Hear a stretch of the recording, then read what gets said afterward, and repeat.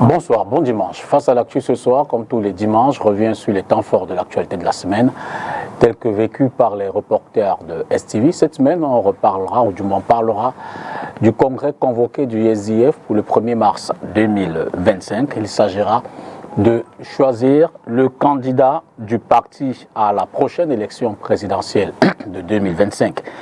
On parlera également de la présence du Cameroun au congrès de l'OMS, l'Organisation mondiale de la santé, où participe le ministre de la Santé publique, la conférence des religieux dans le contexte électoral, la journée mondiale contre les mutilations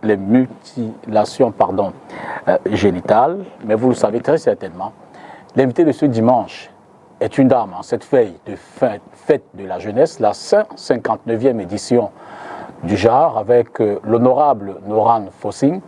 On reviendra sur les enjeux pour la jeunesse, mais on parlera grandement de son parcours politique, de la jeunesse jusqu'à ce jour. Honorable, bonsoir. Bonsoir, monsieur Tipita.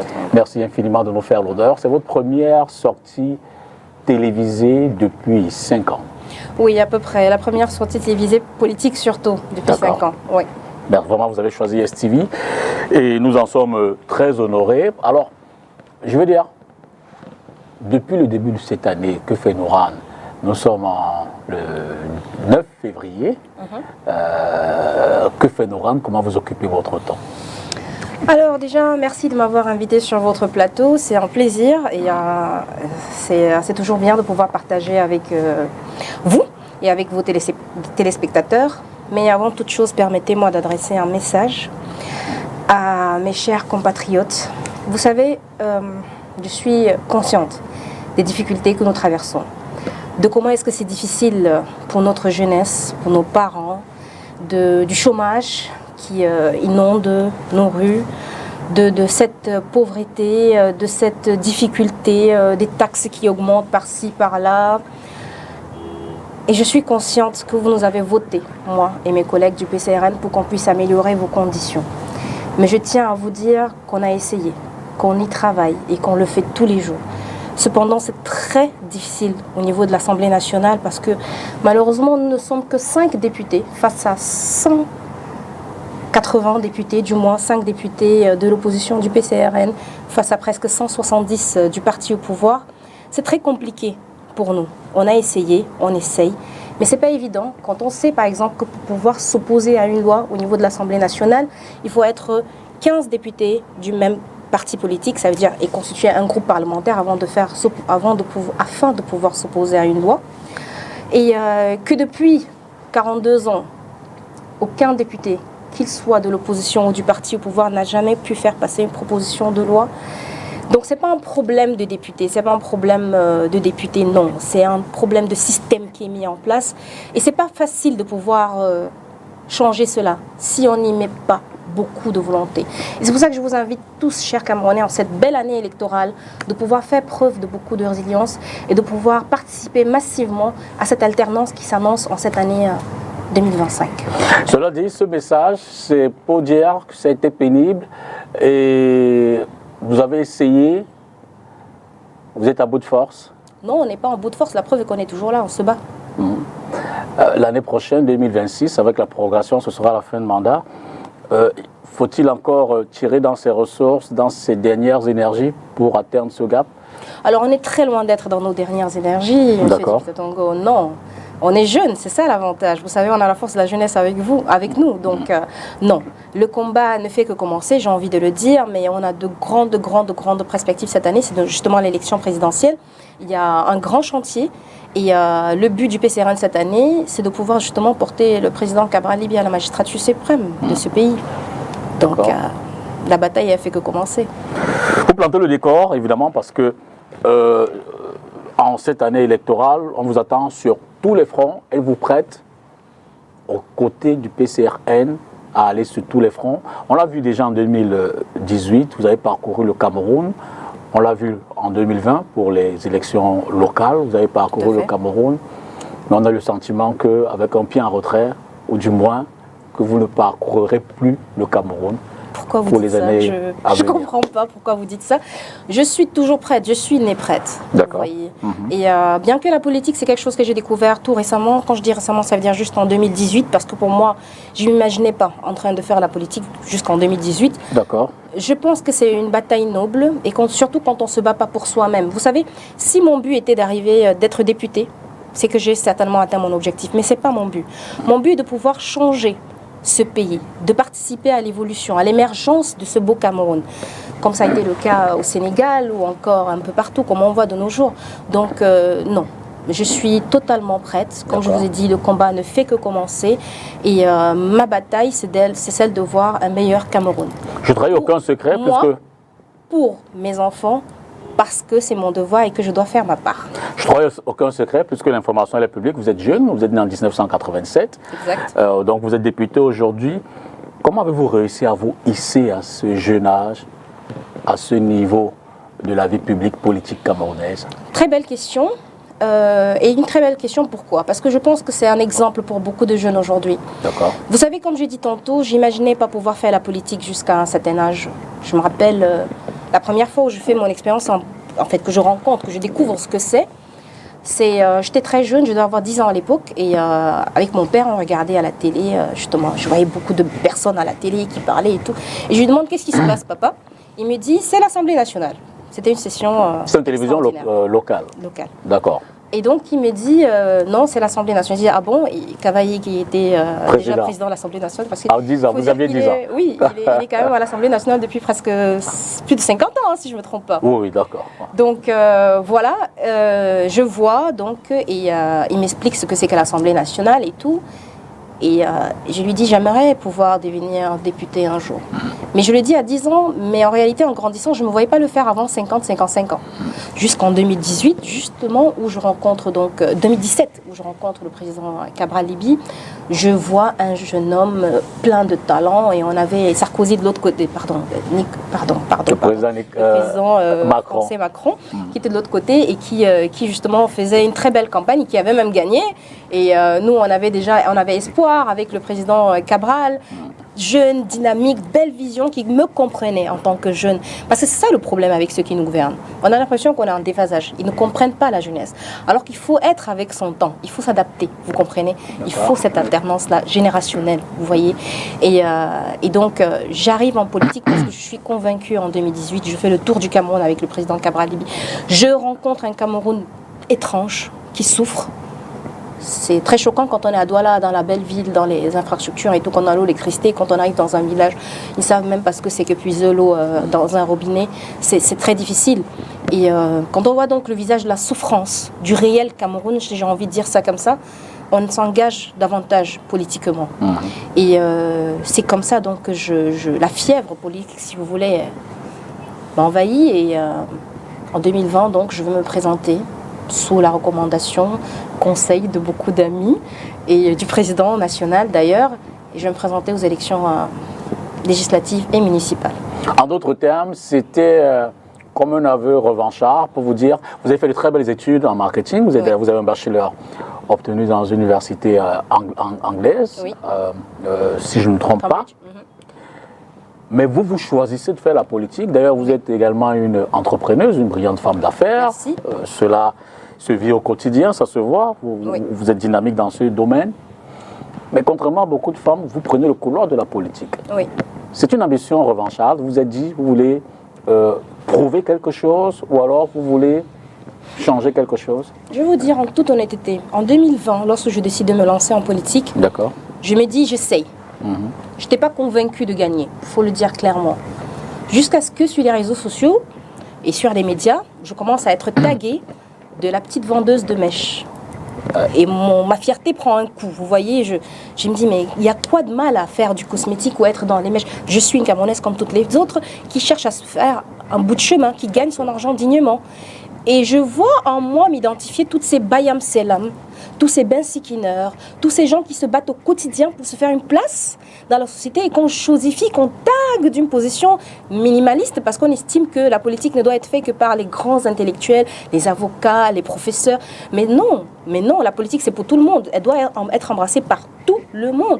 Et donc en 2020, je deviens vraiment revancharde. pendant que je suis en train de préparer ma campagne. D'accord. Je me dis, je vais gagner pour eux. Et je vais servir d'exemple. Et je vais devenir une référence. Et je vais fermer la bouche de tous ces grands noms de la politique et leur dire que la petite Nora, petite vendeuse de mèches, est devenue députée à 32 ans. Parlant d'exemple, parlant de référence, vous avez effectivement mené une campagne un peu différente des autres. Je ne vais pas dire à l'américaine. Elle était à l'américaine. Qui a financé tout ça? Écoutez, en politique, il est bien vrai, il y a beaucoup de financement. Exact. C'est tout à fait normal. D'ailleurs, en 2025, on prépare une campagne et certainement, on aura besoin de financement pour pouvoir... ça coûte cher, la politique, il faut le dire. Et c'est normal, tout le monde fait appel à ça. D'ailleurs, on a commencé à voir nos voisins là, qui ont déjà commencé à lever des fonds. C'est tout à fait... Oui, voilà, sans les citer, mais c'est une démarche tout à fait normale. Mais dans le cas d'espèce, moi, en 2020, j'étais vraiment novice et j'avais cette fierté. Je vous ai dit, ma fierté avait pris un coup et on a décidé donc de financer entièrement la campagne sur des fonds propres. D'abord, d'ailleurs, ça nous a... Ça vous a coûté combien? Beaucoup d'argent. 6 milliards? Non. Peut-être moins. non, loin de là. Mais pour les jeunes que nous sommes, c'était assez fort. C'était assez fort, oui. Cela dit, maintenant, devenu député, vous avez, dès le départ, compris les rouages de fonctionnement. Au quotidien, vous voyez comment les autres députés se déploient. Si on peut retenir une ou deux initiatives, pratiquement en moins d'un an de la fin de votre mandat, on dira que l'honorable Fossing aura fait quoi pour les populations locales, populations qui l'ont élu, mais au-delà pour le Cameroun, en termes de projet de loi, en termes de, qui sait peut-être, projet d'amélioration des conditions de vie des populations. S'il faut retenir 2 ou 3 éléments, ce seraient lesquels? Alors, vous me posez une très belle question là, parce que beaucoup de Camerounais ne comprennent pas vraiment le fonctionnement au niveau de l'Assemblée nationale, et ça, c'est une très belle chose à voir. On parlait tantôt de la proposition de loi.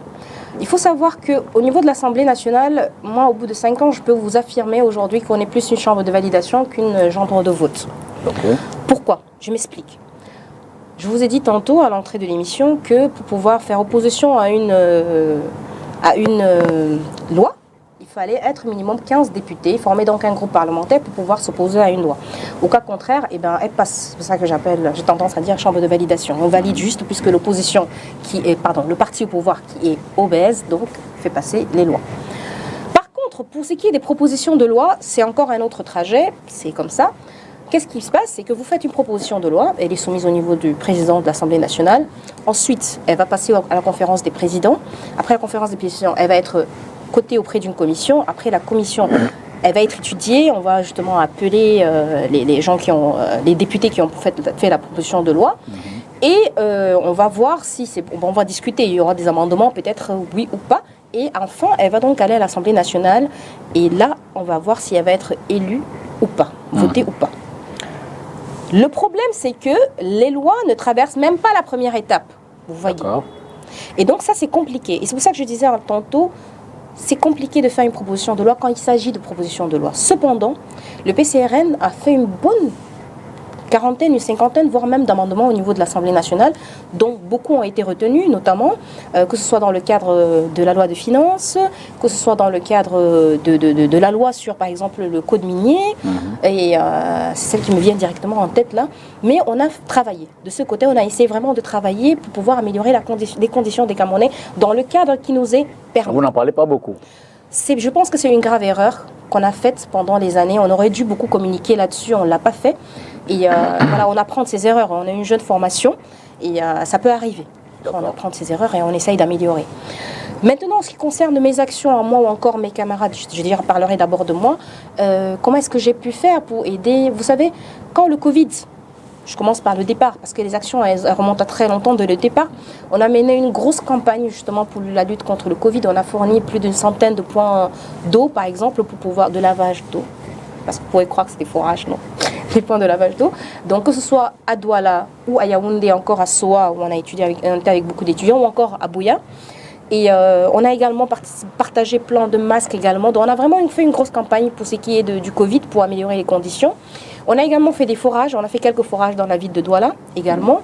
On a également travaillé sur des formations professionnelles, énormément de formations. On est aujourd'hui à plus de 500 personnes qui sont formées dans les métiers de l'informatique, de la télécom ou encore dans le métier de l'aquaculture, pisciculture. Vous savez, j'en fais une mission propre parce que je suis de ceux qui pensent que l'avenir du Cameroun va passer par l'entrepreneuriat. Donc c'est très important. Dans un pays où la fonction publique est à peine à 400 000 personnes et le privé 1 million, et quand on sait que les universités mettent 70 000 étudiants par an licenciés, vous savez qu'il y a vraiment beaucoup à absorber. Et donc il n'y a que l'entrepreneuriat qui peut donc aller de ce côté. C'est pour ça que je mets un accent particulier sur les formations professionnalisantes, justement pour qu'on puisse gagner de l'argent, produire de l'argent le plus tôt possible. Cela dit, vous évoquez la difficulté de changer les choses de l'intérieur, pour faire simple au niveau de l'Assemblée nationale. Oui. Vous n'aviez pas apprécié ces difficultés lorsque vous entamiez votre mandat à l'époque? Ah non. Il faut que je dise en toute honnêteté, on ne savait pas que... Du moins, je parle pour ce qui me concerne. Non, quand j'arrive à l'Assemblée nationale, on est tout feu, on est tout flamme, mais on est... mais vu cela aujourd'hui, pourquoi repartir donc et vous dire que ce sera différent des précédents mandats? Ça sera différent. J'en suis convaincue. Premièrement, parce que je pense que plus de Camerounais vont s'engager. J'ai la conviction et on y travaille au quotidien. Pour ce qui est de l'Assemblée nationale, ce n'est pas la priorité en ce moment. Je vous disais tantôt, on est une année électorale, présidentielle, et vraiment toute l'attention est focalisée là-dessus. Parce que si on arrive à mettre le président Cabral Libye à la tête de ce pays, beaucoup de choses vont changer systématiquement. Et ça, il nous le faut. Il faut de l'espoir, parce que les Camerounais ont perdu espoir. On n'a plus de branche où s'accrocher. Et vous savez, ça c'est la chose la plus dangereuse. Quand vous avez tout perdu dans la vie, vous ne savez plus quoi faire. Vous voyez dans nos hôpitaux, vous voyez des femmes qui souffrent dans nos hôpitaux. Récemment, j'étais encore à l'hôpital pour le cas de la dame qui a perdu ses triplés. Vous savez, c'est difficile de voir. C'est le visage du Cameroun, comme on le dit. C'est le visage du Cameroun. Ou encore, vous voyez des licenciés faire, des gens qui ont des masters, qui font du bensikin, des ingénieurs au chômage. C'est le visage du Cameroun, monsieur. Ça vous donne envie de repartir? Ça donne envie de changer, de passer à l'alternance pour pouvoir impacter plus massivement. Oui. Et ça doit passer par l'alternance. Il nous faut absolument... C'est le moment, c'est l'année de l'alternance.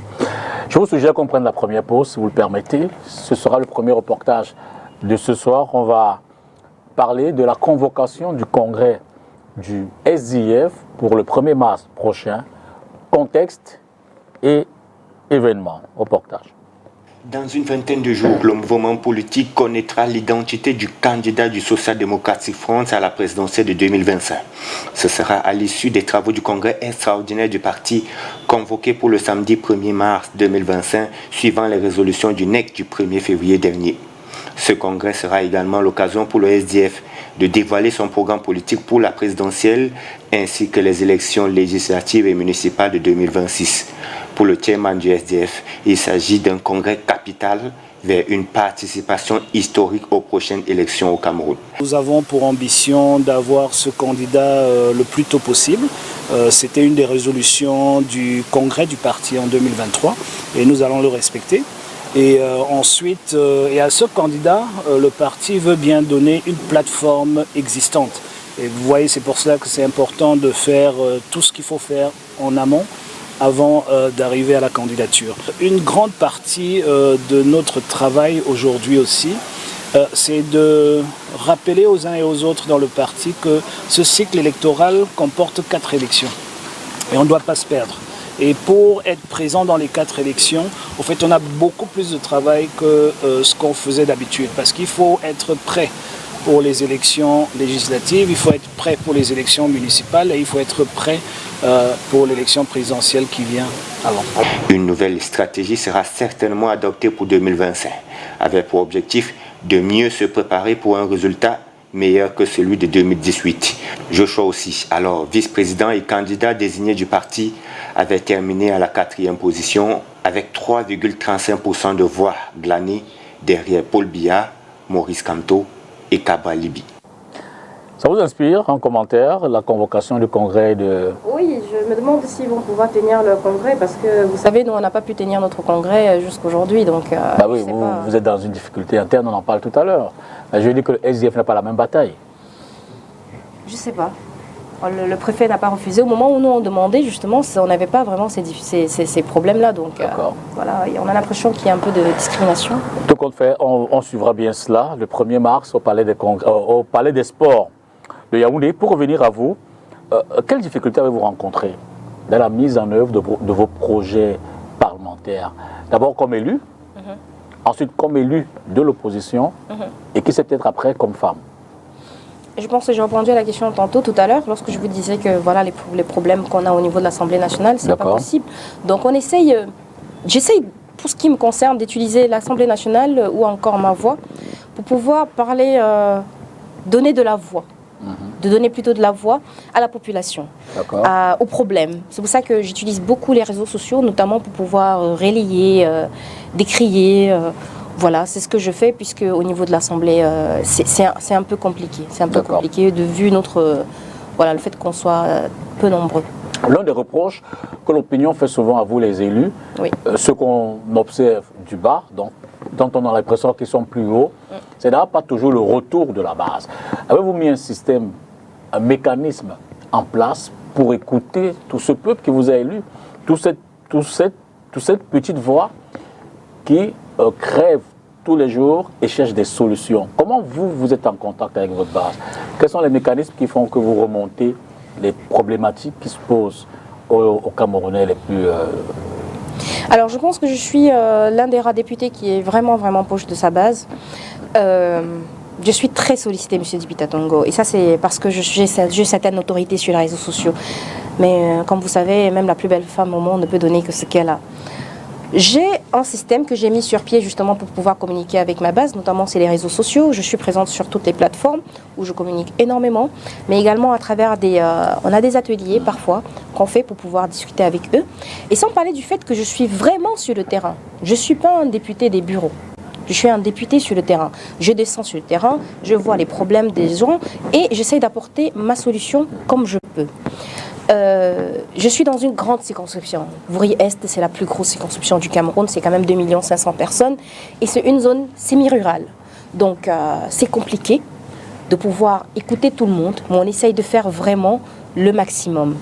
Je vous disais tantôt le cas de la dame que je suis allée voir justement. C'est ce genre de choses, être proche de la population dans ce sens-là, vraiment écouter les problèmes des uns et des autres, apporter des solutions, créer de l'emploi, parce que c'était quelque chose de très important pour moi quand quand je suis entrée à l'Assemblée nationale. J'avais besoin de créer davantage de postes d'emploi au niveau pour les jeunes. Donc c'est ce que j'essaye de faire au quotidien. Évidemment, pour ceux qui vous suivent sur vos pages, vous l'avez dit, vous êtes par ailleurs une forme d'influenceuse.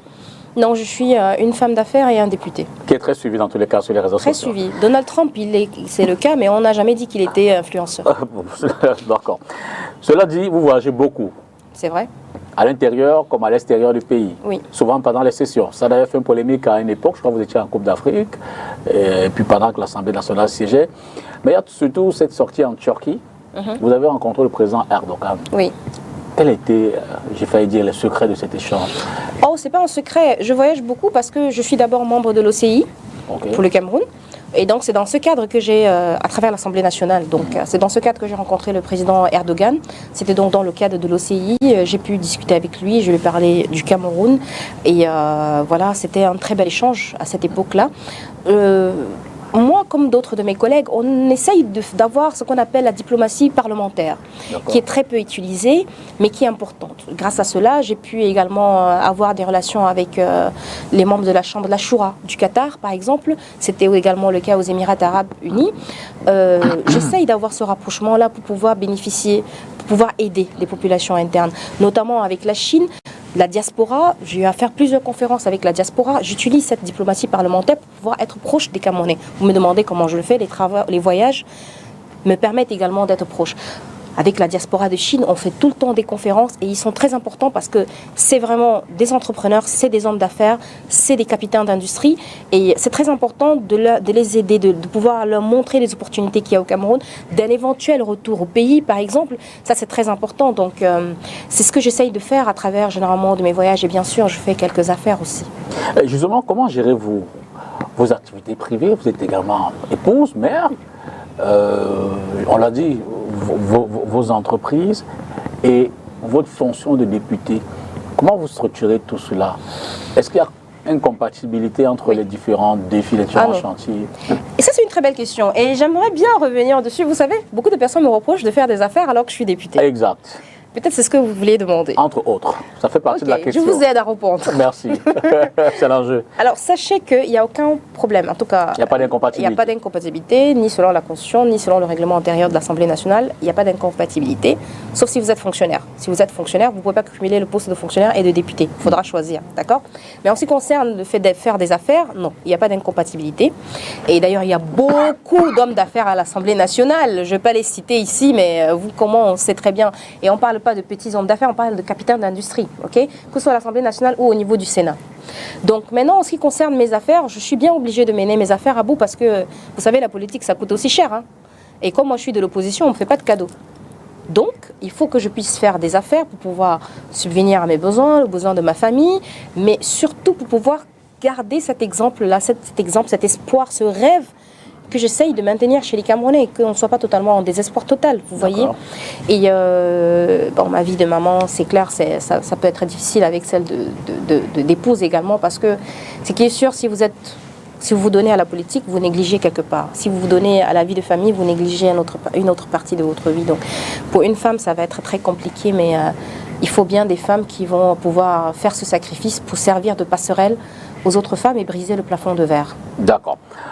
On va dans l'instant parler de votre action au sein de votre parti politique. D'accord. Le temps pour nous de prendre le deuxième reportage. Je l'ai dit à l'entame, 3 hommes d'église, hein, je veux dire un prêtre, un imam et un rabbin, on donne une conférence de presse à Yaoundé dans le cadre ou dans le contexte de cette élection présidentielle de 2025 attendue. Voici en résumé ce qu'ils en pensent et qu'ils recommandent à tous ceux qui les suivent.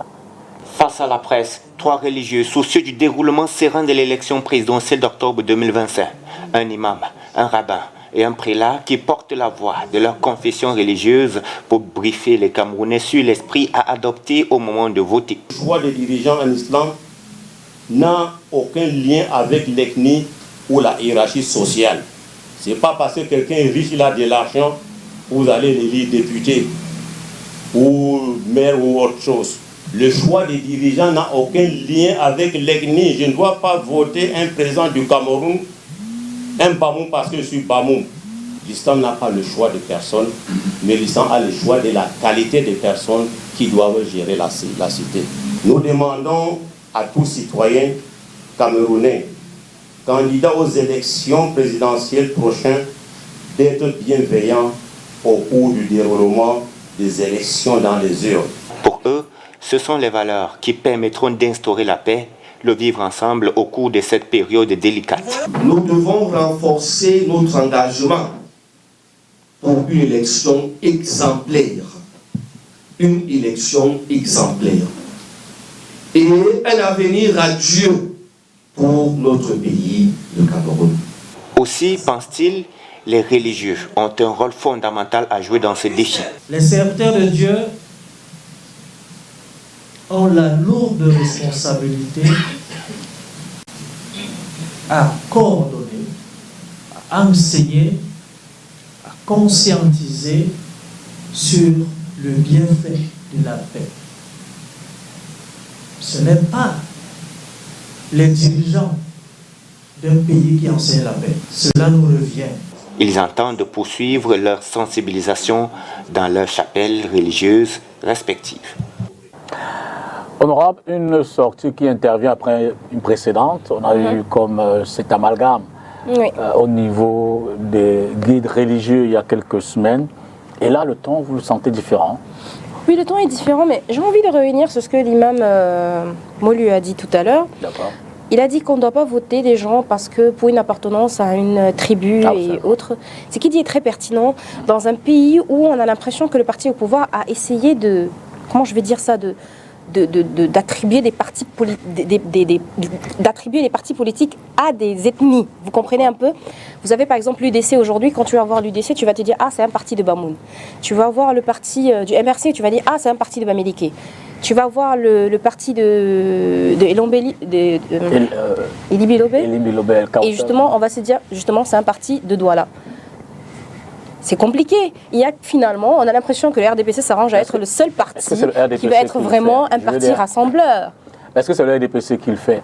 Ou alors est-ce que l'autre lecture qu'on peut avoir, que certains ont, c'est d'observer également que la base politique, et qui c'est souvent électorale de ces partis cités, sont les localités d'origine du leader? Je ne sais pas, mais on a l'impression qu'on leur attribue ça. Moi, je suis en tout cas fière du PCRN parce qu'on a un parti qui est dirigé qui a été créé par un nordiste, qui est finalement dirigé par par un Bassa, qui a des élus dans le centre, dans le littoral et dans l'ouest, même dans l'est. Franchement, finalement, je pense que le PCRN est la meilleure alternative pour pouvoir gérer ce problème de parti tribu, si je peux dire ça comme ça.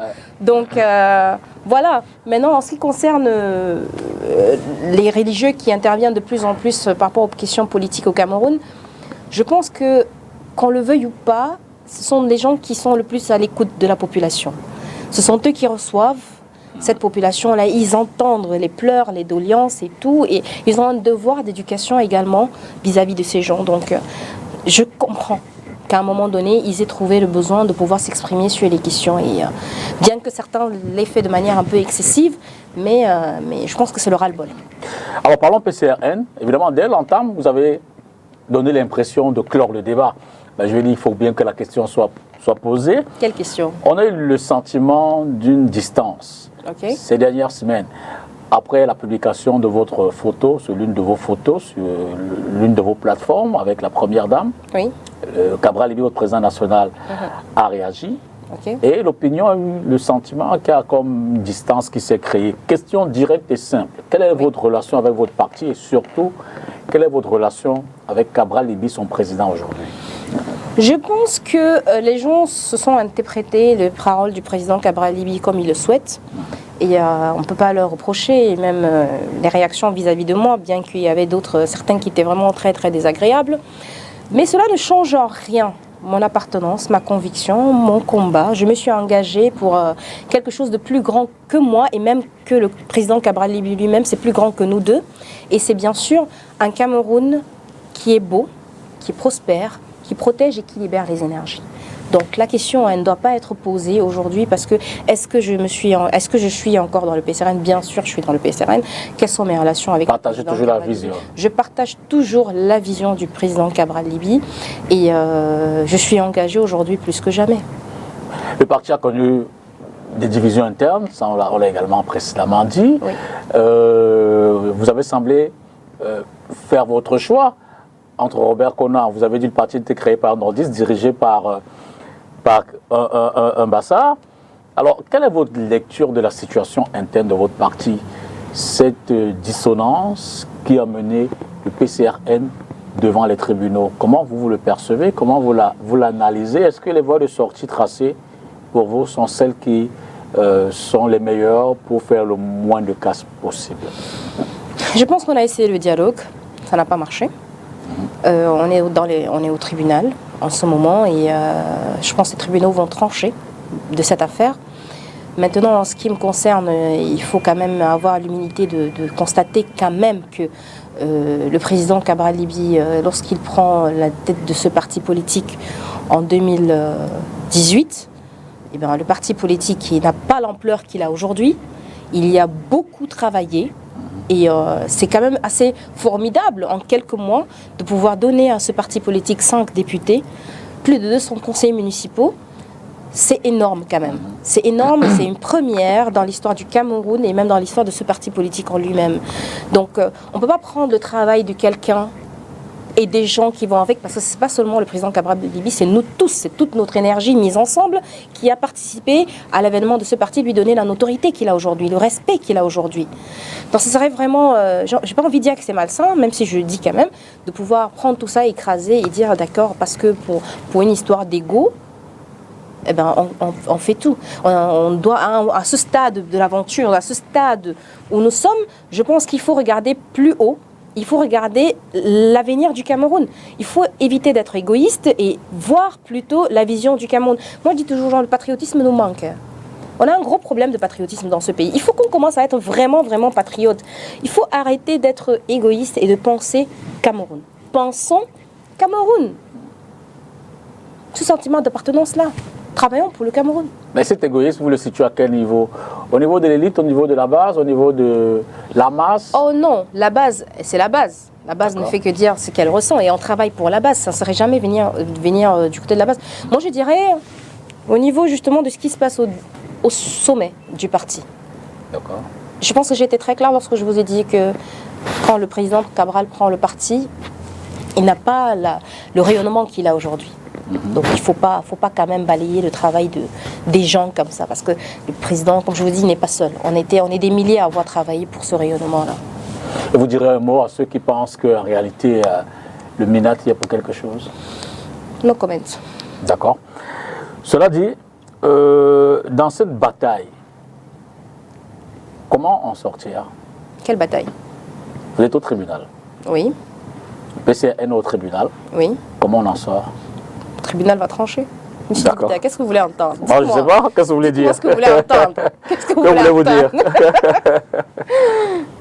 Alors, quel rôle pensez-vous que vous, les dames du PCRN, vous êtes au moins 2 députés dames? Oui, nous sommes 2. D'accord.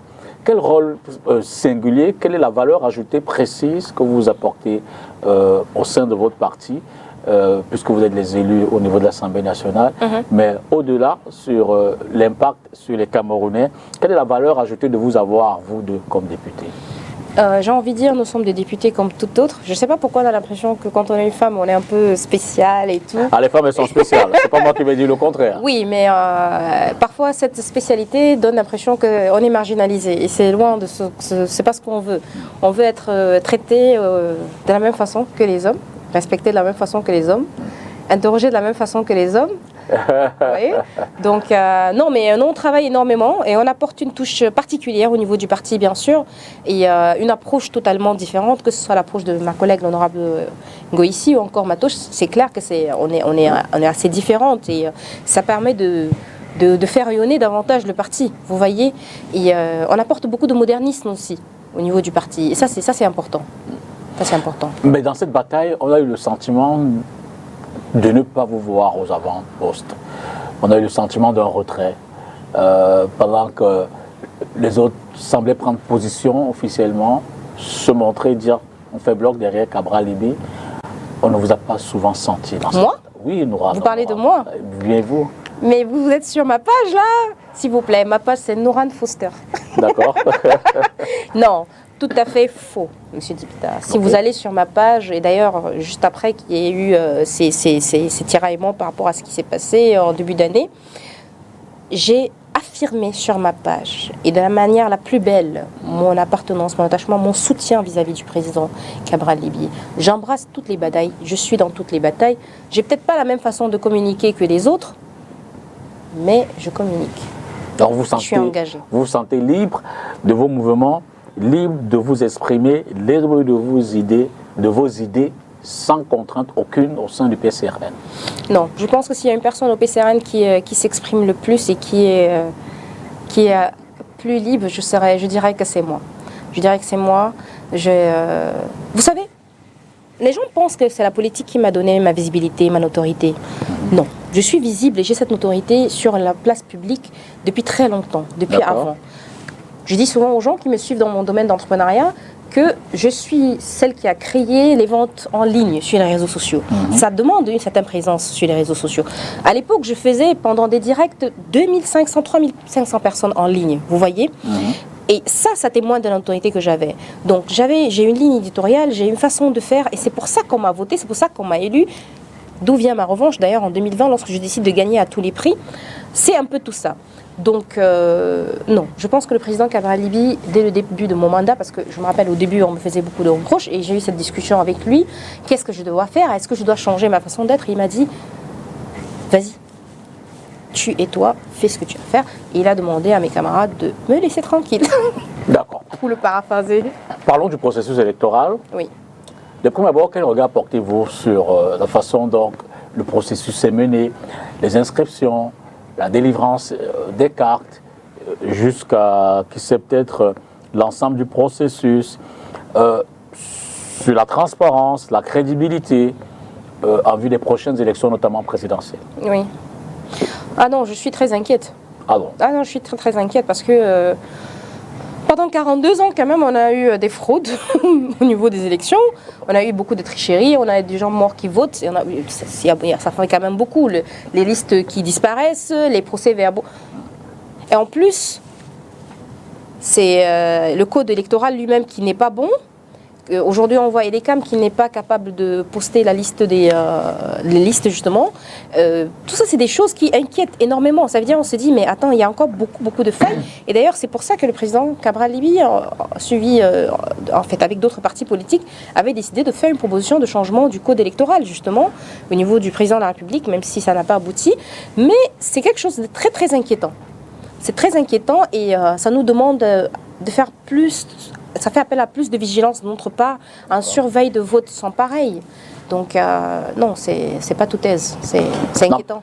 N'empêche que l'enjeu, évidemment, il se dit, et les statistiques le montrent, que c'est la majorité de la population. L'enjeu aujourd'hui, c'est l'inscription massive, notamment des jeunes, sur les listes électorales. Nous sommes à la veille de la fête de la jeunesse. S'il y a 2 ou 3 choses à dire à ces jeunes, ce serait, vous les encouragerez à aller s'inscrire, vous les encouragez à aller voter, vous les encouragerez à s'assurer que leur vote, les résultats correspondent au vote. Que direz-vous à cette jeunesse qui vous regarde ce soir? Alors, moi je vais vous dire en toute honnêteté, il faut prendre ses responsabilités. Parce que très longtemps, on s'est dit c'est l'affaire des autres, c'est pas pour nous, ça ne nous regarde pas. Non, c'est notre affaire, ça nous concerne. D'autant plus que nous sommes cette jeunesse qui est appelée à vivre les 40-50 prochaines années dans ce Cameroun. Donc, il est très important qu'on puisse prendre nos responsabilités à temps. Il faut s'inscrire dès qu'on a 21 ans. Il faut absolument s'inscrire sur les listes électorales. Il faut voter, il faut provoquer cette alternance-là à la tête du pays pour qu'on puisse avoir un Cameroun meilleur, qu'on puisse changer notre situation économique, qu'on puisse changer notre système de santé, qu'on puisse changer notre système éducatif, qu'on puisse changer le système des emplois, qu'on puisse changer les problèmes qu'on a avec les taxes et les impôts, ainsi de suite. Il faut un changement majeur. Il faut vraiment revoir toute cette politique-là. Et la politique, c'est qui? C'est vous, c'est moi, c'est tout le monde, c'est nous tous qui contribuons. Donc, s'il vous plaît, je vous invite à un éveil de prise de conscience, un peu de patriotisme. Mais est-ce que notre environnement sociopolitique et même économique favorise la participation en tant qu'électeur, mais aussi en tant que candidat des jeunes, des femmes à ce genre de processus, à ce genre de scrutin? Écoutez, je pense que c'est une question de volonté. Si on a envie de s'inscrire sur les listes électorales, on va le faire. Et non seulement on va le faire soi-même, mais on va attirer 2-3 personnes, 2-3 voisins, 2 grands frères, 2 petites sœurs, et on va tous aller. Et c'est de ça qu'il est question. Parce que le vote, il est d'abord personnel, et c'est en plus un devoir citoyen. Donc, est-ce que le système favorise? Il n'est plus question de voir si le système favorise ou pas. Il est question de prise de conscience à masse, d'éducation des masses. À ce système de vote. Vous voyez le Nord Cameroun, par exemple, s'ils sont ceux qui votent le plus, c'est parce qu'ils ont été éduqués à ça. Ils ont appris cette culture du vote et tout et tout. Chez eux, la carte d'électeur, ça va avec la carte d'identité, carrément, de pair. Bon, j'ai l'impression que dans le Grand Sud, ça n'a pas été le cas. Notamment à l'Ouest, où on a demandé aux gens de ne même pas faire la politique. Vous voyez un peu ce genre de cliché, j'ai envie de dire. Mais aujourd'hui, il faut un changement massif. Et le changement ne peut passer que par les urnes. Un changement pacifique, c'est l'idéal pour notre Cameroun. Donc il faut le faire, il faut conscientiser les populations, il faut aller, je ne sais pas combien de fois je vais le dire, mais je le dirai tant que je respire. Le temps que vous respirez, on repart à la régie pour essayer de voir la rencontre entre la presse et la commission mixte France-Cameroun, la commission Mémoire. Le coprésident de cette commission, l'artiste Blik Mbassi, a donc rencontré les hommes de médias à Yaoundé. 2 ans de travail sur le terrain, à écouter, à comparer et à confronter aux archives françaises les dires des témoins directs et indirects du rôle et de l'engagement de la France dans la lutte contre les mouvements nationalistes et indépendantistes au Cameroun sur la période 1945-1971. Une centaine de personnes ont été rencontrées par les membres de la commission mixte franco-camerounaise, mais beaucoup reste encore à faire. Nous n'avons pas mis aujourd'hui des méthodes d'enseignement qui nous permettent, nous en tant que Camerounais, en tant qu'Africains, d'aller à la recherche de l'information. Par contre, dans nos traditions, nous avons encore ces méthodologies qui permettent d'invoquer la réparation, d'invoquer les âmes et de faire en sorte de leur demander comment est-ce qu'on aborde le futur. Donc le fait qu'on mette en place une commission, dans une commission comme celle-ci, ce qui est une chance pour nous, une partie qui allait permettre de peut-être amorcer ça un tout petit peu, les déconnectés que nous sommes, parce que complètement spoliés. Le défi pour celui qui a co-dirigé la commission mixte pluridimensionnelle, c'est la réconciliation des Camerounais avec eux-mêmes et avec leur histoire. Pour moi, à mon sens, de ce travail que nous devons faire, c'est d'abord pour nous réparer nous-mêmes. C'est d'abord pour pouvoir savoir nous-mêmes ce qui s'est passé. C'est d'abord pour pouvoir être au courant de notre propre histoire et de permettre aux nouvelles générations, si elles ont envie d'écrire l'histoire de leur pays, d'avoir assez d'éléments d'information réels qui leur permettent de pouvoir écrire ce récit. Longtemps tu et méconnu, le rapport de la dite commission a été récemment remis au président français et camerounais. Ce 5 février 2025, quelques membres de ce groupe de travail ont donné une conférence de presse à Yaoundé. Les résultats de ces travaux vous inspirent? Ça vous inquiète? Alors, je trouve que la démarche, elle est bonne quand même, parce qu'il est question de connaître l'histoire du Cameroun, et je pense que ça, c'est très important. Et je pense que c'est quelque chose sur laquelle je reviens souvent. Je dis, pour pouvoir unir un peuple, il faut qu'ils aient une histoire en commun, quelque chose qui les attache. Et connaître son histoire fait partie de ces choses-là. J'espère que ça sera enseigné dans nos écoles au lieu d'apprendre des choses sur la Première Guerre. Vous n'avez pas des appréhensions comme certains historiens qui estiment que l'histoire est galvaudée telle que racontée par... Honnêtement, je n'ai pas vu les travaux, je n'ai pas vu ce dont il était question, mais je trouve que la démarche, elle est bonne. Maintenant, les détails, je ne les ai pas. Voilà. Alors, Mourad, pour ces élections à venir, quel est le rôle singulier, quelle est la valeur ajoutée que vous entendez apporter dans le processus au sein de votre parti, mais vous êtes élu de la nation, au-delà de votre parti également? Alors, mon rôle va être celui que j'ai toujours mené, même déjà en 2018. Ça va être la mobilisation énorme, la communication, la sensibilisation, parce que c'est de ça qu'il s'agit, et bien sûr l'inscription massive des Camerounais sur les listes électorales.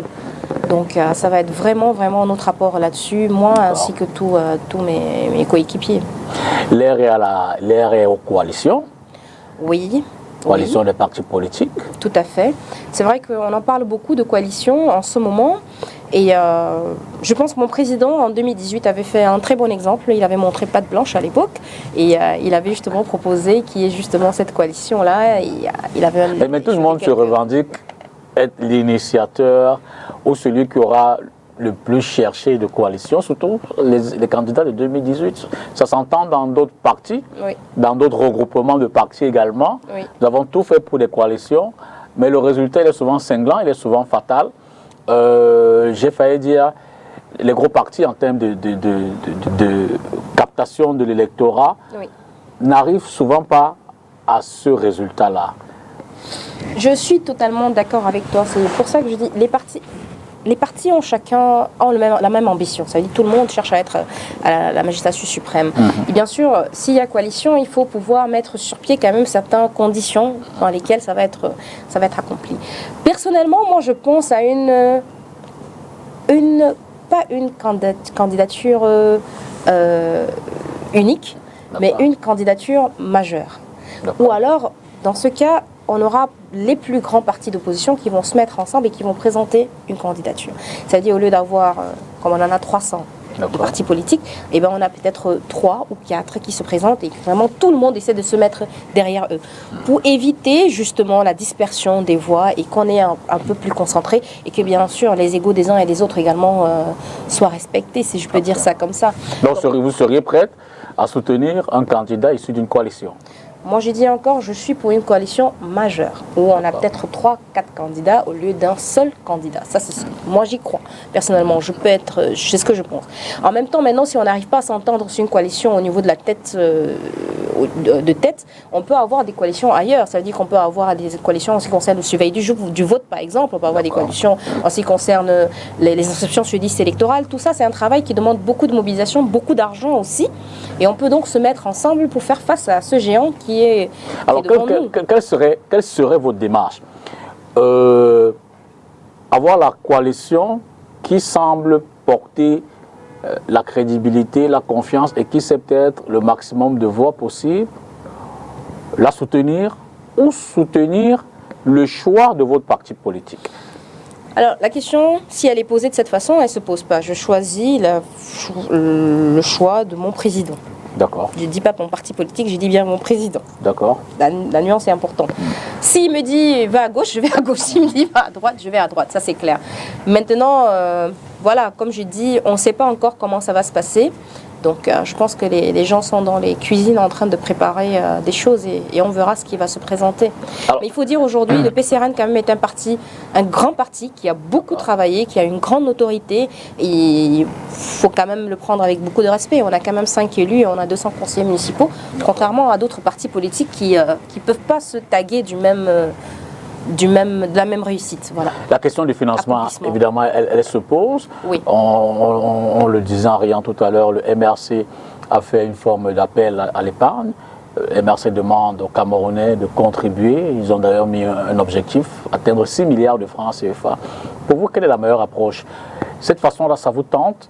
Ou alors, vous avez d'autres façons de voir qui permettent aux partis politiques de mobiliser les fonds nécessaires pour aller à la bataille politique? Alors, personnellement, moi, je ne sais pas s'il y a une bonne recette à ça. Je pense que toutes les recettes sont bonnes. Et s'il faut mobiliser de l'argent, il faut le faire par tous les moyens, bien sûr. Et surtout qu'on n'a plus beaucoup de temps, parce que les gens voient comme s'il y avait beaucoup de temps, mais en réalité, il n'y a pas... c'est pas dans longtemps, quoi. Donc, non, il faut mobiliser l'argent par tous les moyens nécessaires, mais bien sûr, des moyens légaux. Est-il nécessaire de faire une coalition pour battre le RDPC? Est-ce que vous, le PCRN, dans toutes vos stratégies, tout votre déploiement, vous n'êtes pas en confiance de vous dire on va aller véritablement affronter le RDPC et les autres partis, si jamais? Monsieur Dibita Tongo, Madame, sommes-nous arrivés combien en 2018? On est arrivé quantième? Rappelez-moi. Deuxième. Après le président. Troisième, pardon. Troisième. Quelle expérience avions-nous à l'époque? 11 millions d'inscrits. Ou 11 millions de citoyens. 11 millions de citoyens. Voilà, on avait une expérience de 2 ans, tout au plus. Aujourd'hui, nous sommes forts quand même de nos, je dirais 7 ans d'expérience aujourd'hui, 5 élus à l'Assemblée nationale, plus de 200 conseillers municipaux et des sympathisants à travers tout le pays et une autorité sur le plan national et international. On a travaillé, on a fait du chemin depuis ce temps-là. Et en plus, nous avons des élus. Ce n'est pas le cas d'autres partis politiques qui peut-être ne pourront même pas se présenter aux élections parce qu'ils n'ont pas d'élus. Est-ce qu'on peut aller? Je pense qu'on l'a fait en 2018 avec moins d'expérience, moins de talent et moins de moyens. On l'a fait, on est arrivé 3e. Est-ce qu'on peut le faire en 2025? Tout à fait. Je pense qu'on peut le faire. La question c'est, est-ce que c'est le choix du président Cabral-Libye? Qu'est-ce qu'il va décider? Le Cabral, chez vous, c'est quoi? C'est un omniscient, omniprésent, omnipense tout, je veux dire. Vous êtes dans un parti politique, M. Dibita Tongo? Ah non, du tout, pas encore dans tous les cas.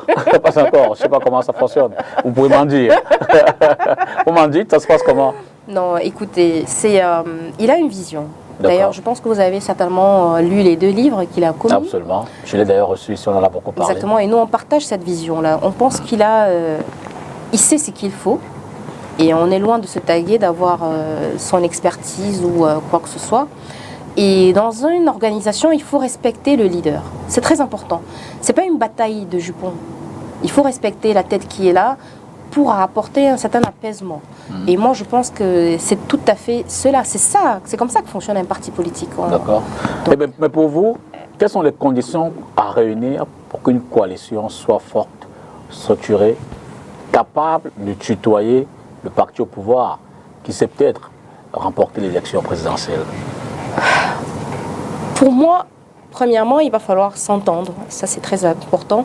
Il va falloir qu'il y ait des conditions claires et nettes, là où tout le monde va se retrouver, et que ce soit signé par tous, et que notamment on aille comme un seul homme. D'ailleurs, on a, comme je vous l'ai dit au début, on est très ouvert aux coalitions. Pour nous, au niveau du PCRN, ça ne nous pose aucun problème. Le président l'a dit plusieurs fois. Donc là n'est pas le débat. Le débat, c'est comme vous l'avez dit tantôt, quelles sont les conditions. Et pour moi, comme ça, même l'homme de la rue, ce serait donc justement que tout le monde soit à l'aise dans cette coalition. D'accord. Est-ce possible? C'est ça la question. Je vous renvoie la question. C'est ça la question. Au regard des acteurs, au regard du contexte. Je ne sais pas, je ne suis pas présidente de parti politique, donc... Mais non, je me dis, vous êtes femme politique, je veux dire, vous êtes avisée. Je suis avisée. Vous êtes certainement même dans le secret des dialogue qui se fait entre leaders pour savoir ce qui peut se mettre en place. Est-ce qu'il y a des négociations? Oui, il y a des négociations. Maintenant, elles vont aboutir à quoi? On verra, le temps nous dira. Quel est le pourcentage de chances qu'elles aboutissent? 50-50? À ce point-là, c'est assez pour vous ou bien c'est assez juste? C'est juste, mais c'est possible. D'accord. Parlons de l'OMS. Oui. Le ministre de la Santé publique représente le Cameroun à la 56e session du Conseil de l'Organisation mondiale de la santé. Après la 3e journée, voilà ce que nos reporters ont capté de ces assises. Au 3e jour de la 156e session du Conseil exécutif de l'Organisation mondiale de la santé à Genève le 5 février 2025, le ministre de la Santé publique est monté au créneau pour porter la voix du continent africain. L'intervention du docteur Manaouda Malachi est notamment axée autour des maladies non transmissibles. Nous avons essentiellement centré les débats sur la réduction de la charge, n'est-ce pas, des maladies non transmissibles. Il a été question de parler notamment du diabète, du cancer du col de l'utérus, de la santé bucco-dentaire, de la santé mentale et l'ensemble, n'est-ce pas, des maladies non transmissibles. Donc le Cameroun a proposé, n'est-ce pas, à l'ensemble de cette instance quelques mesures, notamment l'accentuation des mesures de sensibilisation et de prise en charge. Ajouter à cela l'accès aux soins et la sensibilisation sur les mesures à prendre pour minimiser les facteurs de risque. L'accès aux soins aussi, parce que vous savez très bien, lorsque nous prenons un certain nombre de ces maladies, les coûts, n'est-ce pas, de prise en charge sont assez élevés. Donc nous avons proposé qu'il y ait un aménagement des mesures pour l'accès aux soins. Nous avons proposé l'encouragement des mesures visant à mitiger les risques, notamment une nutrition équilibrée, des exercices physiques. Et puis nous avons aussi demandé que les acteurs, les différents acteurs, les ONG qui œuvrent déjà dans ce sens-là, dans la sensibilisation, dans l'éducation, dans le diagnostic et la prise en charge soient également encouragés. Au cours des travaux du 5 février 2025, une proposition de feuille de route mondiale a été faite pour venir à bout de certaines maladies non transmissibles d'ici 2025. Retour sur le plateau à 20h01. Je rappelle que nous avons comme invité ce soir l'honorable Norane Fossing, députée à l'Assemblée nationale, femme d'affaires, qui depuis 19h nous entretient évidemment sur l'actualité politique nationale. Sincèrement, êtes-vous sereine quant à cette année électorale, quant à la participation des partis politiques de l'opposition dans un environnement, un contexte pénible? Avez-vous le sentiment que l'élection d'octobre prochain se déroulera dans un climat accessible, paisible? C'est une très très bonne question, M. Dipita Tongo. Je pense que ça serait malhonnête de dire que oui, on pense que ça va se passer bien, tout va être serein. Non, il y a beaucoup de paramètres qui nous inquiètent. Aussi bien nous, les hommes politiques, que le simple Camerounais de la rue. C'est des choses difficiles. Ça veut dire, on en parlait tantôt, le code électoral qui n'est pas bon, et l'ECAM qui n'est pas en train de faire son travail. On ne sait pas encore qui va voter où. Il y a beaucoup de petits soucis. Sans parler du MINAT qui ne nous rend pas la vie facile, avec des prises de position parfois très dures, c'est pas vraiment ce qu'ils cherchent, mais c'est des choses qui peuvent vraiment inquiéter et déstabiliser la population. Et vous savez, c'est pas bien. C'est pas bien. Quand on a une année électorale, il faut que le climat soit apaisé, calme. Mais l'année en elle-même n'est pas en train de bien commencer, en vérité. Donc, on se pose beaucoup de questions, on se prépare en conséquence, bien sûr, et on prépare l'électorat et on sensibilise la population parce qu'au bout du compte, c'est eux le grand patron. C'est la population, c'est le peuple camerounais qui est le grand patron. Ce sont eux qui vont décider à la fin comment les choses vont se passer. Et cela est extrêmement important qu'ils disent leur mot le moment venu. Jusqu'à quel niveau de résilience, vous, le PCRN, êtes-vous prêt à partir? Le mot d'ordre, c'est inscrivez-vous, votez, défendez votre vote. Oui. Jusqu'à quel niveau de résilience le PCRN est-il prêt à faire le sacrifice pour que les résultats des urnes reflètent le choix des électeurs? Vous savez, le PCRN a pour slogan « L'humain au centre de tout ».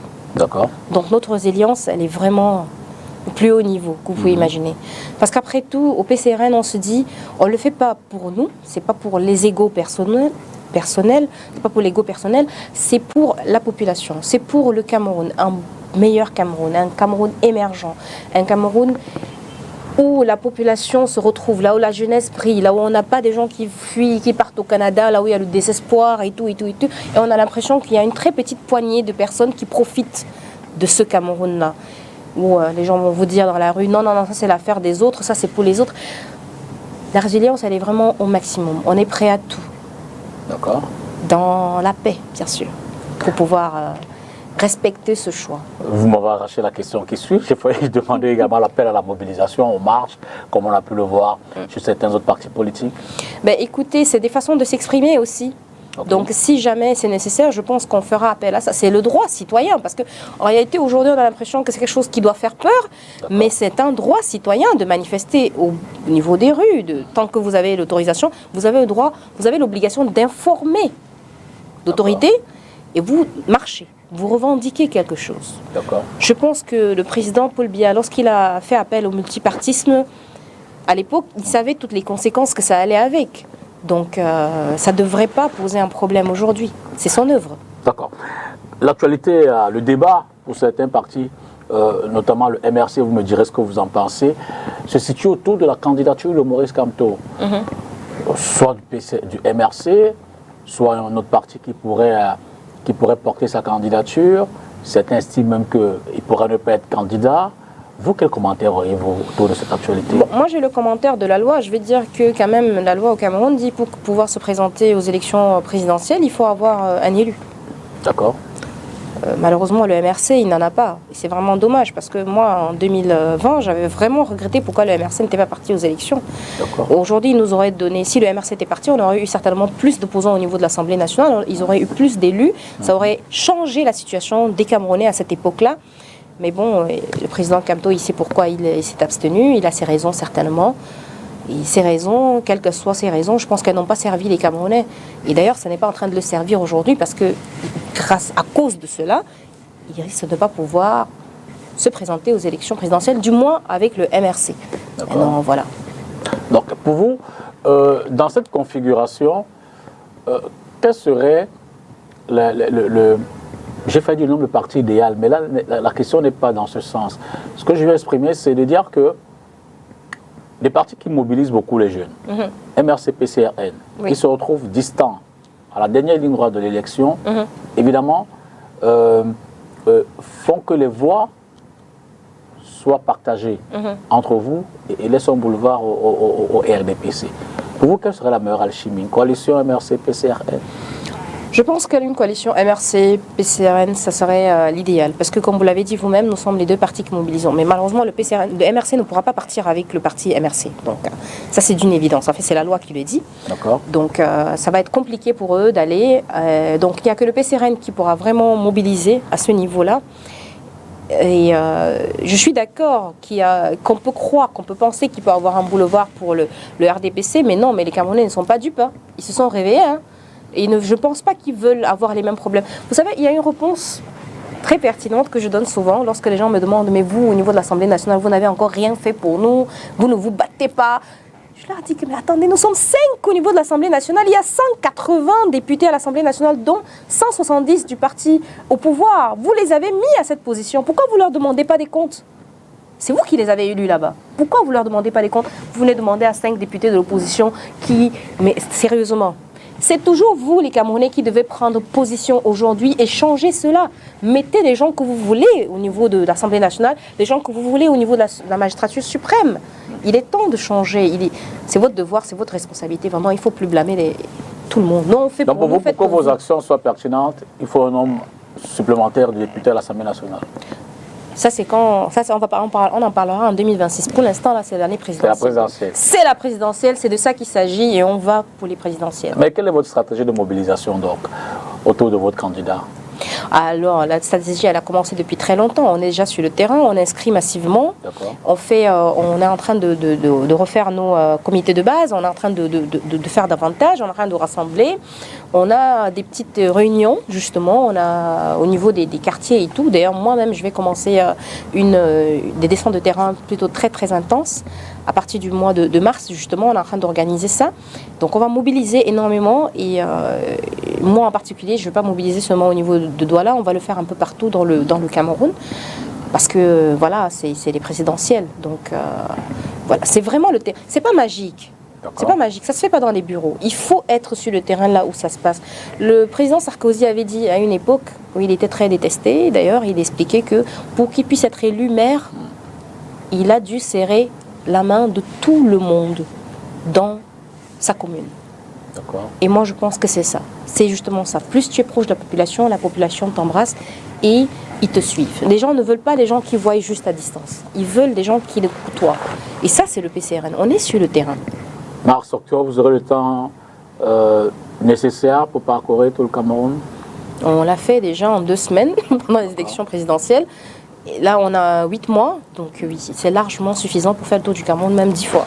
L'autre enjeu des élections, et on a pu l'observer au début des années 90, avec l'élection de 92, la véritable première retour du multipartisme, la société civile.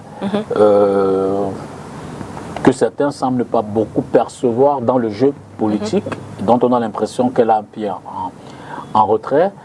Est-ce qu'aujourd'hui, cette perception reste? Avez-vous le sentiment que la société civile camerounaise aujourd'hui joue entièrement son rôle en période électorale ou non? Est-ce qu'elle peut également contribuer à la mobilisation des électeurs? Alors, oui, je suis totalement d'accord avec vous que depuis quelques années, c'est plus vraiment le cas. Ils ne mobilisent pas autant, ils ne font pas le travail comme il faut, parce qu'ils ont aussi beaucoup de, comment je vais dire, de restrictions, de contraintes. Ils sont restreints, ils sont combattus. Ils sont très combattus. Donc je comprends qu'ils ne puissent plus se déployer comme avant. Quand tu as une épée de Damoclès sur toi, c'est clair que tu ne t'exprimes pas comme il faut que tu le fasses. Mais je pense que 2025 va libérer beaucoup d'énergie. Elle va libérer beaucoup de personnes. Donc les gens vont être plus amènes à s'exprimer. D'ailleurs, on commence déjà à le voir avec les hommes d'église qui s'expriment. Ce n'était pas le cas. Les religieux. Donc on voit vraiment qu'il y a quelque chose qui s'installe déjà de ce 2025. Et certainement, ils vont pouvoir travailler davantage. Et nous, on a besoin d'eux. Parce qu'ils ont un grand rôle de mobilisation, de sensibilisation. Et ils font un travail de base, vraiment. C'est très technique leur travail et ça c'est important. Vous avez le sentiment qu'en ce moment ils le font? Je pense qu'ils ont recommencé, ils ont repris. Moi-même j'ai participé déjà à quelques conférences avec les sociétés civiles depuis le début d'année, déjà 3. Donc c'est du concret, ça se fait. D'accord. Cela dit, pour revenir à nous sommes dans les 10-15 minutes avant la fin, donc peut-être on va d'abord prendre le dernier reportage sur la journée mondiale contre les mutilations génitales à Yaoundé, le ministère le ministère des Femmes, je vais le dire comme ça. Madame, on va regarder le reportage et on revient juste derrière commenter avec Noran. Des années après, mais la douleur et le traumatisme restent présents. Je n'avais que l'âge de 5 ans lorsque j'ai été victime de cette pratique. C'était mes oncles et mes tantes. Ils m'ont pris, ils m'ont amené. J'hurlais tellement de douleur. Dans le monde entier, 200 millions de femmes en vie ont subi des mutilations génitales féminines et chaque jour, 12 000 jeunes filles sont exposées à ces pratiques déshumanisantes. Cette pratique est faite sans anesthésie. Et les conséquences sont dramatiques parce que le docteur Molu vous a présenté, et avec des dessins à l'appui, des modèles anatomiques de ce qui arrive à l'appareil génital féminin quand il est soumis à cette pratique qui se fait souvent dans des conditions très sales. Au Cameroun, le phénomène se fait à la base dans les régions du centre, du sud-ouest et de l'extrême nord, mais avec les déplacements de population, elle se pratique désormais dans diverses localités.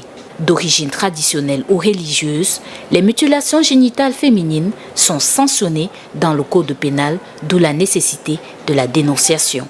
Mais l'État ne peut pas sanctionner si on ne sait pas qui fait quoi. C'est pour ça qu'il faut dénoncer.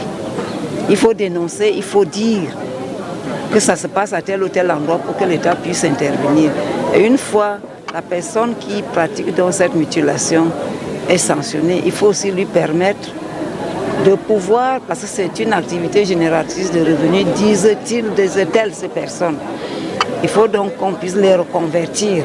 Sa voix, son avenir, thème de la 18e édition de la Journée internationale de la tolérance zéro aux mutilations génitales, célébrée ce 6 février 2025. Une exhortation à l'espoir, à la reconstruction et à l'implication des victimes dans la lutte contre ces actes. Vous l'avez retenu donc, Marie-Thérèse Catherine Ondoa, qui est la ministre. Alors, il nous reste une dizaine de minutes pour sortir de l'émission. Reparlons des jeunes, de l'entrepreneuriat jeune. Vous, très jeune, vous êtes lancé dans les affaires. Oui. À la vingtaine d'années. Oui. Je veux dire, aujourd'hui, vous le disiez d'ailleurs tout à l'heure, on a des masters et plus qui sont dans le chômage, donc des jeunes de plus de 30 ans. Quel est le secret, Noran? Je veux dire, vous avez eu la chance d'être d'une famille relativement aisée? Non. Pas du tout? Non. Donc, mais quel est donc le secret? Comment vous avez fait pour y parvenir?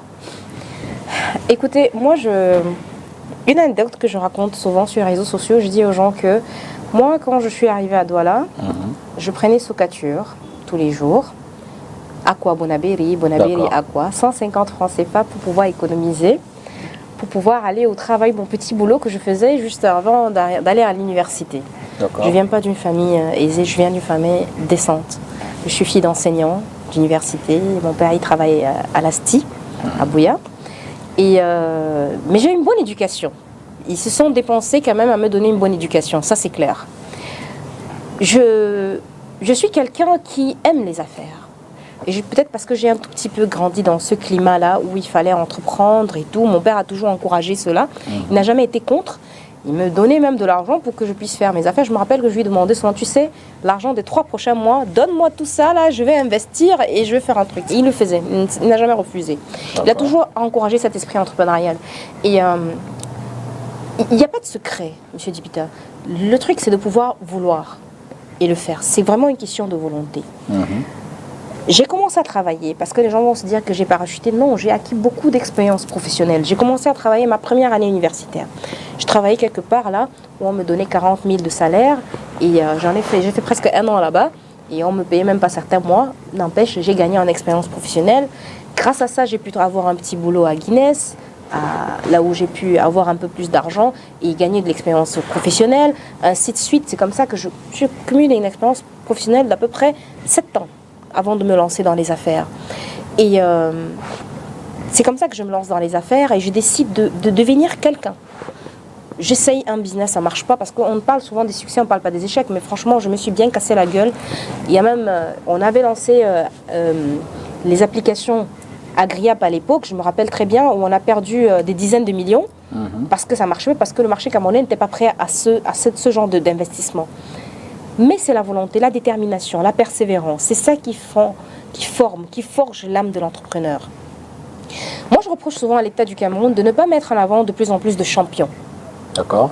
Je ne vais pas dire des capitaines d'industrie, ils sont déjà grands, mais je parle des petits champions qui réussissent dans les affaires et de qui les jeunes peuvent s'inspirer. Il y avait une émission très intéressante ce matin chez un de vos confrères à Yaoundé. J'ai beaucoup aimé le casting parce que c'était vraiment ça, c'est ça le Cameroun qu'on veut. C'était des champions et ils avaient quelque chose d'important à présenter. Et comme ils le disaient eux-mêmes, qu'ils n'avaient jamais eu une audience pareille. Ça veut dire que le Cameroun veut rêver. Il veut avoir un success story qui est à côté de lui. Pas juste l'histoire du voisin, pas l'américain, le nigérien et tout. On veut nos gens. Quelqu'un chez qui tu peux t'approprier. Et ça, c'est très important. C'est pas très théorique, ça, Noran. Non, c'est pas théorique. Comment un capital de 5 francs c'est concret. Moi, je vais te dire, j'ai travaillé. Mon argent avec lequel j'ai commencé à investir, c'est l'argent de la tontine. Moi, je le dis. Parce qu'on a l'impression que c'est mystique. Non, c'est de l'argent de la tontine. J'ai pu garder de l'argent de côté et j'ai commencé à lancer ma première affaire.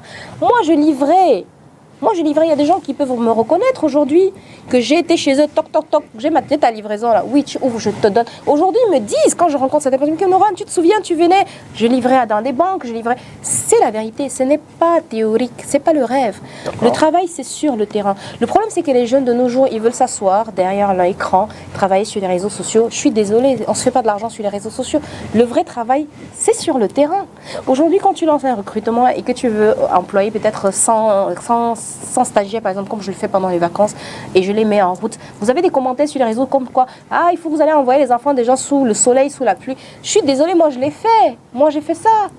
Et je prenais Sokatu pour rentrer, pour revenir au travail. Je l'ai fait. Vous pensez que ça parachute comme ça parachute pas. C'est le fait d'avoir travaillé sur le terrain, d'avoir connu la souffrance, qu'aujourd'hui je connais la valeur de l'argent. Je sais comment gagner 5 francs. C'est pas derrière les réseaux sociaux. De peu aujourd'hui que quelqu'un a un peu d'argent, il se voit plus en train de se salir, machin et tout. Mais non, il faut travailler. Le mot travailler, c'est un mot, quand tu l'écoutes dans ton corps, tu sens que c'est dur. C'est fait pour que ce soit dur. Travailler est dur, travailler n'est pas facile. Et gagner de l'argent, c'est encore mieux. Le sentiment quand tu gagnes tes 5 francs, c'est superbe. Je fais des conférences dans des universités. Récemment, j'étais encore dans une université. Il y avait presque 2000 étudiants. Je vois la rage de vaincre dans les yeux de nos jeunes. Mais c'est que de la rage. Après, c'est quoi? S'il faut parler de la jeunesse, c'est trop long, on dit Peter, c'est beaucoup. Encore deux questions avant de mettre un terme. Oui. D'abord, évidemment, on n'a pas cessé de le dire, vous êtes beaucoup sur les réseaux sociaux. Donc oui. Vous faites votre actualité, mais vous suivez également l'actualité des autres. Tout à fait. Une récente photo sur un compte de Samuel Eto'o-Fils a été publiée il y a quelques jours. Oui. Et ça a suscité comme un challenge. D'accord. Auquel vous avez participé. Oui. Vous avez révélé... D'ailleurs, je l'ai initié, tu veux dire. Disons-le comme ça, vous l'avez initié. Donc, vous l'avez félicité, lui, Samuel. Oui. Et vous avez révélé qu'à 26 ans, vous aviez construit un immeuble. Oui, c'est tout à fait ça, oui. Et oui, je l'ai fait à 26 ans. C'est possible quand vous avez les moyens. D'ailleurs, depuis que j'ai eu cet immeuble-là, depuis que je suis en politique, je n'ai plus rien eu. Non. Non. Tout l'argent va en politique, c'est terrible. Non, mais oui. Comment l'avez-vous?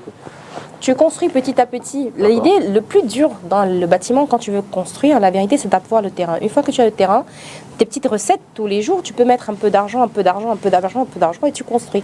Moi, j'ai fait le premier niveau. Ça m'a pris au moins 1 an ou 2 ans, peut-être, avant de pouvoir continuer, vous voyez. Donc, c'est ça, c'est aussi ça. Mais c'est doucement, qu'on fait son bout de chemin, c'est doucement. Les gens voient seulement le boum, ils ne voient pas comment tu as commencé. D'accord. Alors, Nora, on est pratiquement à la fin. 2025, c'est l'année électorale. Oui. Si vous avez un message en cette veille de fin de... Tout à fait. Alors, un message... De fin d'émission, vous allez regarder la caméra et vous allez prendre tous les engagements que vous voulez face à la jeunesse qui va certainement entériner et qui sait peut-être vous suivre pas pour voir si l'engagement que vous prenez sera respecté. Pour commencer, je voudrais d'abord rassurer les Camerounais qui se disent qu'il faudrait qu'il y ait une coalition justement pour qu'on puisse gagner. Je vous assure que nous sommes très ouverts à l'idée de coalition. Il y a des démarches qui sont faites déjà pour pouvoir rencontrer les différents présidents, pour pouvoir voir quelles sont les volontés et voir comment peut-être on pourra présenter donc cette candidature, soit de candidats majeurs, comme j'ai dit, ça veut dire 3 ou 4 partis juste, ou alors une candidature unique. On est très ouvert au niveau du PCRN, donc ça c'est juste pour vous rassurer. Maintenant aux jeunes qui me regardent, toi-même tu connais ta situation. Toi-même, tu sais ce que tu vis. Toi-même, tu connais ta souffrance, celle de ta mère, de ton père, ta soeur. Tu connais tes responsabilités. Cette année est une ultime chance de changement. C'est une ultime chance d'apporter l'alternance dans notre pays, de changer sérieusement ce qui se passe, d'améliorer nos conditions de vie, d'avoir un Cameroun meilleur, prospère, qui pense à la jeunesse, qui promeut la jeunesse, cette jeunesse qui est le fer de lance. Mais aussi un Cameroun qui embrasse tout et tous, un Cameroun sans ségrégation, un Cameroun uni. Et ça va passer par les urnes. 2025, c'est l'année où tout peut basculer. Et vous avez le pouvoir, parce qu'en vérité, c'est vous qui avez le pouvoir. Aujourd'hui, on le sait, vous le savez, on vous le dit juste à titre de rappel, mais vous êtes très conscients. Ceux qui ont 21 ans, allez prendre vos cartes, inscrivez-vous sur les listes et participez au processus de vote cette année. décider de qui va vous gouverner. En ce qui me concerne, moi j'ai choisi le président Kamara Libi parce que j'estime que c'est le meilleur choix. C'est le choix jeune. C'est un parti qui permet à tout le monde de se retrouver et d'avoir sa place. C'est rare de nos jours. Un parti qui embrasse tout le monde, du nord, de l'est, du sud. Nous sommes l'un des rares partis qui ont des élus qui viennent de partout. Ça vous montre déjà l'esprit du parti, du PCRN. Je pense que c'est le meilleur choix. J'espère que ce sera également votre choix. Mais c'est pas tout. N'oubliez pas également que vous avez un devoir vis-à-vis de vous-même. Et là, c'est vraiment la femme entrepreneur qui vous parle. Faites ce qu'il faut pour pouvoir briller. C'est possible. Et dans la vie, il faut choisir d'être des acteurs et non pas des spectateurs. Prenez votre vie en main. Prenez votre destinée en main. Si vous avez besoin d'un coup de main, je suis là, je peux vous aider. Moi, mes collègues, ainsi de suite. Je peux vous apporter de la lumière. Vraiment, n'hésitez pas. Je suis votre élu et je suis là. Merci, Nora. Merci infiniment pour cet échange que nous avons eu en pratiquement 90 minutes. Merci de nous avoir accordé ce retour dans votre vie médiatique. Merci. Mais également publique, oui, à travers la télévision traditionnelle. Bon retour, bonne suite dans vos activités. On va évidemment regarder tout cet engagement de près. Merci beaucoup. Et si je peux ajouter une dernière chose, désolé, hein, j'ai dit c'est mon premier plateau depuis très longtemps. Je vous le permets, je vous l'accorde. C'est un message, c'est très important pour moi. On est dans une année électorale. Il faudrait que le chef de l'État libère les prisonniers politiques. Apportez de la paix, Monsieur le Président de la République. Libérez tous ces prisonniers-là. Apportez-nous la paix qu'il nous faut dans notre pays. Bonsoir, bon dimanche. Demain c'est lundi. D'emblée, je vous souhaite un bon début de semaine et aussi bonne fête de la jeunesse. Rappelez-vous, demain à 20h, 19h, on aura un plateau spécial pour les jeunes dans le cadre de l'adresse à la nation du président de la République. Bonsoir et à demain.